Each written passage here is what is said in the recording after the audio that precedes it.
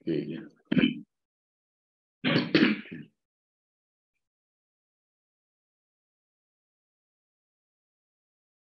selamat pagi. Assalamualaikum warahmatullahi wabarakatuh. Waalaikumsalam warahmatullahi wabarakatuh. Pagi ini kita akan bahas tentang cara membuat room rate dari sisi revenue management ya. Nanti biasanya dulu yang bikin rate structure itu dari sales.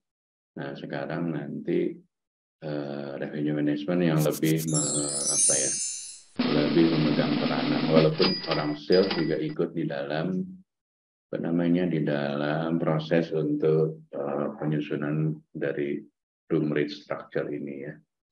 Nah, saat ini perlu saya sampaikan bahwa di semua hotel kita menggunakan konsep yang namanya dynamic pricing. Bentar ya. Bentar.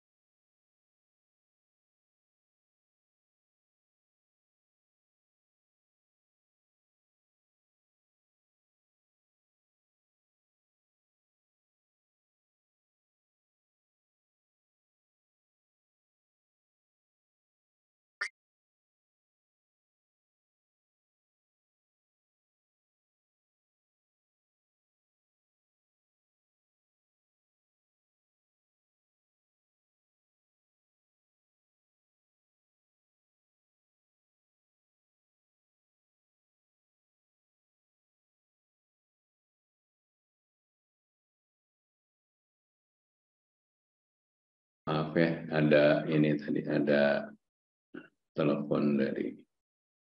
Oh, ini masih recording ya. Tampilannya masih kelihatan nggak ya? Hilang Pak tampilannya. Hilang. Oh, see.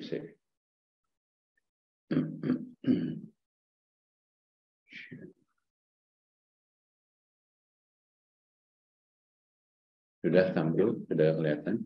Sudah terlihat Pak. Terima kasih Pak Dino. Tampilannya tulisan dynamic pricing ya. Tampilannya tulisannya dynamic pricing bukan? Iya betul Pak. Ya. Nah, jadi saat ini kan kita semua menggunakan yang namanya dynamic pricing ya. Jadi kita nggak menggunakan yang statik. Statik itu harganya dari awal hotel buka, misalnya jual kamar kamu dilak 700 saja, mau okupansi berapa kamu hajar 700. Kita menggunakan dynamic pricing. Dynamic pricing mengadop dari industrial airlines ya. Di airline itu udah lama kan, dari zaman dulu. Ke seat itu harganya beda-beda ya, seat yang di depan, di emergency, atau yang di belakang itu harganya beda-beda. Nah, makanya adopsi dari situ hotel mulai menggunakan dynamic pricing supaya revenue-nya bisa maksimal. Jadi saya sampaikan itu, dengan kamar sama-sama tipe deluxe, tapi yang satu view-nya ke ocean, satunya gold view, satu city view, harganya dibedain supaya kamu dapat yielding istilahnya ya, dapat nilai tambah dari jualan jual kamarnya, walaupun secara cost pricing-nya kan isi di dalamnya sama aja, amenities-nya, sleeper-nya 2, mineral water-nya 4 misalnya kan, terus gas amenities-nya, sabun segala macam isinya sama semua gitu kan. Nah, tapi yang membedakan view. Nah, view ini adalah kesempatan kita untuk meningkatkan harga jual ya. Ini namanya dynamic pricing ya. Nah, problem-problem itu kan sehingga banyak sekali kejadian bahwa kita itu sulit untuk memprediksi hunian gitu ya. Makanya dibutuhkan suatu sistem sehingga kita bisa mengantisipasi kerugian atau loss dari model-modelnya.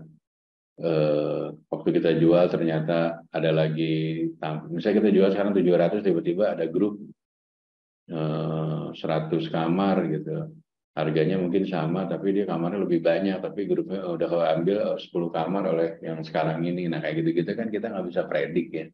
Nah, makanya kita harus menggunakan yang namanya revenue management, sehingga kita akan optimal hari ini kita mau jual di berapa.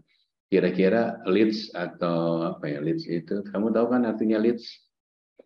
Leads itu artinya grup atau inquiry, orang yang mau stay atau mau meeting, itu namanya leads ya. Tapi kalau udah confirm, namanya ya close deal ya. Nah, ini gimana caranya kita dari leads itu yang tadinya masih soft lead jadi hot lead jadi confirm bisnis gitu. Nah, di situ kerjasama bersama tuh sales, gimana meyakinkan kliennya, terus si revenue management melihat taktikal strategik harganya supaya grup yang diambil atau tamu yang masuk adalah tamu yang mempunyai harga jual yang maksimal ya.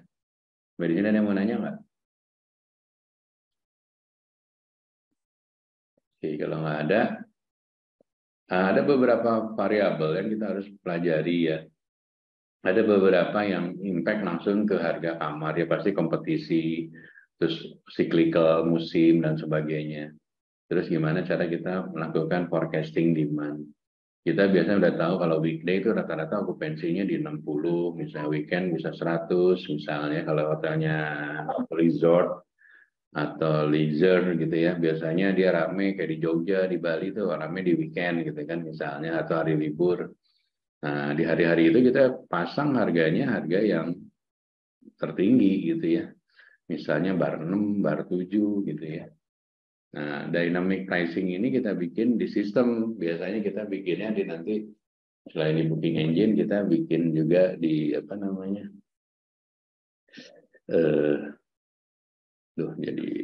jadi intinya secara sistemnya kita udah set up Jadi harga sewaktu okupansi naik, dia akan automatically harganya berubah gitu ya. Nah ini satu-satu contoh nih, kita ada studi kasus. Ini ada hotelnya di, kalau nggak salah di Australia, apa di mana ya. Nah jadi dia punya satu contoh lokasinya, ini di Paris, sorry. Nah ini dia Indonesia. Nah, dia ranking ketiga dari, nah ini biasanya ranking di dalam TripAdvisor, di dalam online travel agent itu mempengaruhi juga kita di jualan. Kalau kamu punya hotel, terus kamu misalnya di Traveloka, kamu rankingnya ranking 1, pasti kamu yang akan muncul duluan tuh. Nah, untuk muncul duluan kan kamu berharap orang akan milih duluan dong, karena dia akan dilihat dulu. Bayangin kalau kamu hotelnya ranking ke 100, mungkin di halaman, di page ke-5, page ke-6, orang kamu kalau mau nyari hotel, misalnya mau ke luar negeri gitu, ke Tunisia, pasti nyari yang di lokasinya pertamanya, terus bintangnya, harganya. Nah, kalau spesifikasinya udah muncul hotel kamu duluan. Nah, gimana caranya supaya kita muncul sebagai nomor 1? Strateginya nanti di revenue management gimana caranya. Ada yang berbayar, tapi ada juga yang memang karena populer. Karena dia populer, dia selalu nampet ranking pertama. Untuk populer ya pertama kita produknya kualitasnya kudu bagus ya, sehingga guest reviewnya, guest komennya itu bagus, sehingga ini menaikkan ranking kita. Ranking paling bagus ranking 1 sampai 10 lah katakanlah gitu kan. Bayangin aja kalau kayak di Jakarta ada 700 hotel, kamu mungkin ranking ke 600, mana kelihatan ya nggak? Ranking 1 sampai 10 itu yang muncul duluan gitu ya. Nah, ini sama seperti yang saya sampaikan itu. Jadi di sini hotel ini punya market kompetitor dengan SWOT seperti ini. Kekuatannya hotel ini ternyata dia punya sistem online reputation yang bagus karena dia ranking 3 nih kelihatannya. Terus yang kedua, tapi dia nggak punya revenue management nih. Nah ini agak-agak repot nih kalau nggak punya sistem revenue. Jadi dia tradisional way ya. Jadi terima tamunya, siapa tamu masuk duluan. Mungkin tamu yang pertama masuk duluan harganya murah banget gitu. Kira nanti udah kamarnya udah habis, ada tamu dengan harga mahal dia nggak bisa ngisi. Nah ya, karena nggak ada sistem. Nah kesempatannya ya dia harus menggunakan revenue management, menggunakan forecasting dan sebagainya. Ancamannya ada hotel baru yang baru masuk yaitu Novotel dan Avani dengan brand internasional, lokasi mungkin lebih bagus dan sebagainya. Nah dari sini SWOT analisis ini adalah dasar kita melakukan strategik di revenue management. Jadi kamu hotel misalnya Windem di daerah Jakabaring, market kompetitor di situ kan nggak ada jauh gitu. Dari sisi location wise, kalau masuk ring itu ibaratnya Palembang mungkin kamu ringnya ring 5 gitu kalau dari kota ya hitungannya ya. Tapi kalau kamu punya market sendiri kayak di situ ternyata marketnya lebih banyak dari daerah gitu, misalnya daerah Sumatera Selatan lainnya. Bisa jadi kamu menjadi ring 1 bagi hotel-hotel di daerah. Cuman tapi ada weakness-nya, yaitu juga kan jauh ya. Kalau misalnya dari pemerintahan, kamu misalnya dari Lahat nginep di Windem, meetingnya di kota gitu ya, di Sudirman gitu kan, itu kan takes time ya. Nah itu jadi weakness. Kecuali kalau hanya ngajar misalnya buat meeting doang gitu dari Lahat atau dari Muara Enim, meeting di mana namanya di Windem Palembang, dan semua acaranya di situ gitu beda ya. Tapi kalau kamu ada keperluan di dalam kota ya mungkin itu jadi weakness karena jauh gitu kan, kayak gitu-gitu ya. Sampai di sini ada yang mau nanya nggak? Belum, Pak. Oke, lanjut. Jadi revenue management ini konsepnya pertama yang tadi saya sampaikan mengikuti dari airline ya, dari airline. Jadi menurut Zhang Li bahwa ada 2 prinsip karena persediaan itu ada waktunya. Jadi kalau kamu jual kamar kamu ada 100. Hari ini kamu tidak terjual, 100-nya hilang. Kan nggak mungkin besoknya jadi 200, tetap aja fisiknya 100 ya nggak. Nah, konsep perishable ini artinya kamu daripada kosong mendingan dijual, karena kalau nggak dijual pun kamu kayak pesawat kan kalau terbang tetap bayar afturnya, bayar gaji pilot, bayar gaji kru, dan sebagainya. Sama kayak kamar hotel juga, kalau tidak terjual kan listriknya tetap harus dibayar, gaji ke pegawai tetap dibayar. Nah, gimana cara meminimumkan itu dengan ada konsep perishable ini? Makanya nanti ada yang konsep bar itu ya, best available rate. Jadi rate pada okupansi rendah, kamu harga kasih berapa itu? Karena ada problem di perishable ya. Jadi problem utama dari restructure salah satu di hotel adalah karena persediaan kamar itu perishable. Jadi kalau hari ini nggak laku ya hilang, loss opportunity-nya ya. Terus punya beberapa customer kan punya segmentasi yang berbeda, punya kemampuan uang yang berbeda. Kamu bisa ngambil market yang harganya kamunya harganya bisa lebih tinggi. Kenapa kamu nggak manfaatin gitu lah, daripada kamu jual yang harga murah ya. Nah, ini adalah satu contoh dari dua prinsip dari Zhang Li tentang revenue management di hotel ya. Terus juga ada menurut Jay Sado, hotel fokus dari volume ke profit. Ya artinya kayak tadi, kamu hanya ngejar yang penting kamar laku 100 aja gitu. Tapi dari 100 harganya cuma 700. Tapi kalau kamu bisa dari 100 itu mungkin yang 20 harganya 600, tapi yang 60 kamar harganya dibeda-bedain, itu dengan sama-sama 100 kamar, tapi total revenue-nya akan berbeda gitu. Nah, ini dia mainnya di profit atau yield ya. Yang satu main volume, yang satu mainnya yield. Yield itu lebih ke taking profit ya. Kalau volume lebih banyak dari jumlah kamar yang terjual. Regardless harganya mau murah mau apa, yang penting kamarnya okupansi isi dulu gitu. Nah, sekarang kita udah nggak main gitu lagi, kita mainnya di yield-nya ya. Jadi yield management inilah yang menjadi kunci dari revenue management ya. Apa sih yang namanya yield management? Jadi yield management itu kan ini yang kamar yang ada ya. Jadi kamar itu kan struktur biayanya ada biaya dari gaji room boy, listrik, air, gas, terus pakai sistemnya, misalnya reservationnya pakai apa. Nah, ini cost yang timbul, terus berharap ada profitnya berapa gitu ya. Rata-rata profit kamar misalnya 70% gitu ya. Ini yang secara umum. Tapi kalau menggunakan yield dari 70%, kamu bisa maksimalin jadi 75 atau 80. Gimana caranya? Nah, nanti beberapa kamarnya yaitu di harganya dibeda-bedain supaya profitnya lebih tinggi. Jadi bedanya yang konsep pakai yield sama non yield seperti ini. Ini yang nggak yield, ini yang yield ya.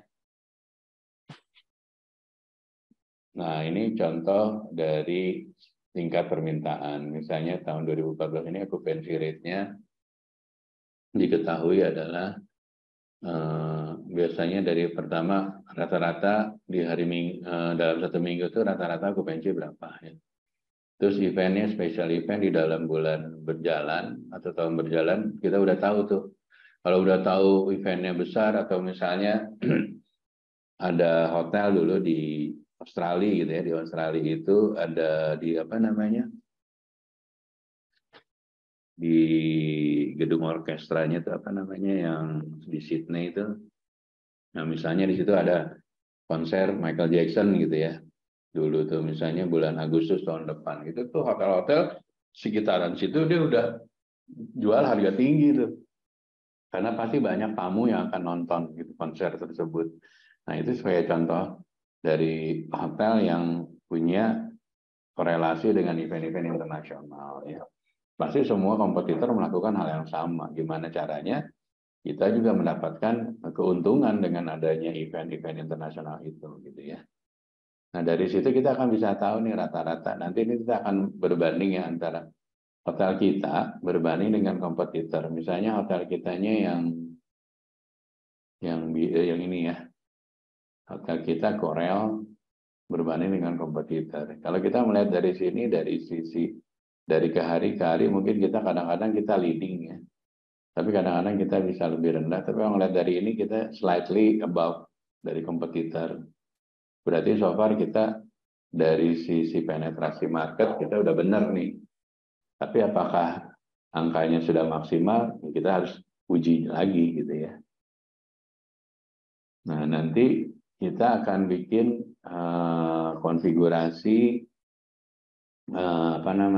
harga rata-rata kamar per jenis dari dari masing-masing konsep gitu ya, berbanding dengan hari per hari. Jadi kita bisa tahu kita penetrasi kita lawan si Novotel berapa sih gitu. Apakah market kita diambil Novotel atau kita ngambil marketnya dia. Nah, nanti biasanya adanya di report MPI atau ARI atau RGI ya.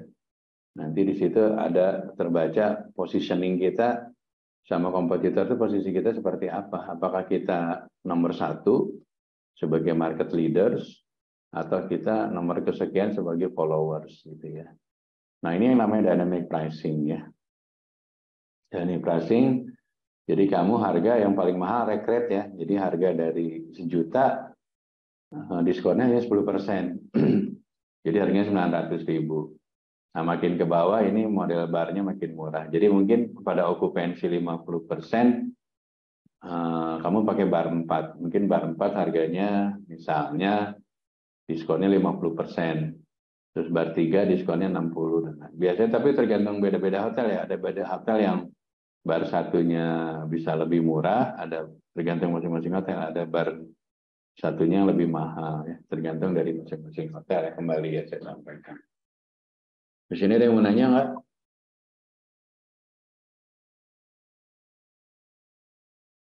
Kalau nggak ada, inilah contoh dari prediction dari kita yang namanya revenue management. Jadi misalnya hari ini. Maaf Pak Dino. Ya. Untuk PowerPoint-nya itu masih stuck di slide 2 Pak. Oh, apa ya?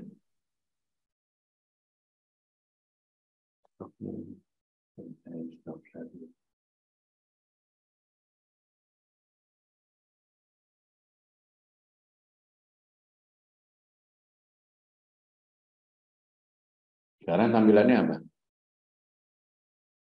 Over direct booking, Pak. Dynamic pricing yang ini bukan recruit ada nggak? Iya, ini dynamic pricing, Pak. Saya ulang lagi, yang ini kan dynamic pricing ya. Waktu kamu bikin restructure, beberapa hotel menggunakan bar satunya, misalnya ini diskonnya ini 20%, tapi makin ke bawah diskonnya makin besar.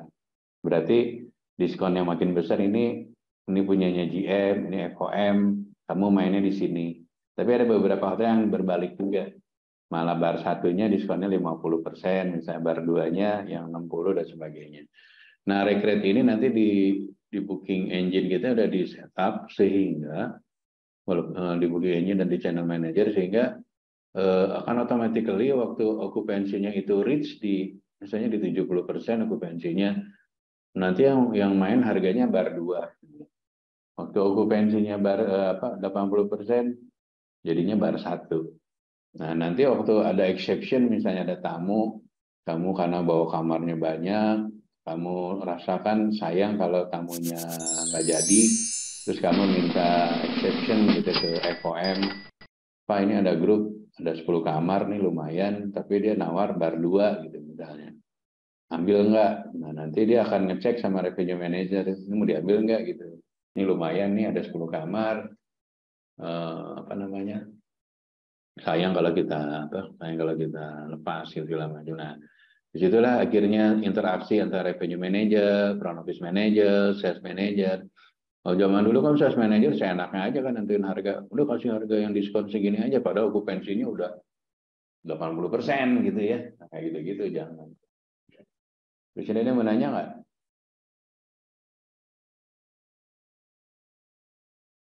Oh, ini tak.